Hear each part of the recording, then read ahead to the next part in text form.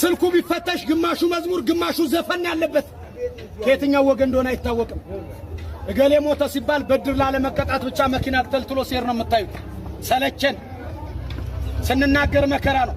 ስለዚህ አሁንም ካህናት ካላችሁ ዲያቆናት ካላችሁ በዚህ መካከል በመቃብር አፈር በሰው ላይ ትዳር ላይ ስራ ላይ ትምህርት ላይ ድግምት የምትሰሩ ልብስ የምትቆርጡ የተሰጣ ልብስ በመቀስ ወስዳችሁ በጥንቆላ የምታሰሩ ተማሪ የምታፈዙ ነጋዴ የምታከሱ ወጣቱ በረከት እንዳይኖረው የምታደርጉ ከድርጊታችሁ ተቆጠቡ። የተንገበገባችሁለትን ዓለም ጥላችሁ ትሄዳላችሁና የጓደኛህን ሚስት አትጎትት። 2000 ብር የቤት ሰራተኛ ቀጥረህ ሲኒና ጀበና ሰብረሻል ብለህ የሰራተኛ ደሞዝ አትቁረጥ። ንስሐ ሳትገባ 200 ሺህ ብር ከፍለህ የጌታን መቃብር ለማየት በአውሮፕላን ኢየሩሳሌም አትሂድ። ገንዘብህና ጊዜህ ብቻ ነው የሚባክነው፣ ሌላ የምታገኘው ጥቅም የለም። መኑ ስለዚህ በካህናት ላይ ቅድም እንደነገርኳችሁ በቤተ ክርስቲያን አባቶች ላይ በደንብ አድርገህ ስማኝ።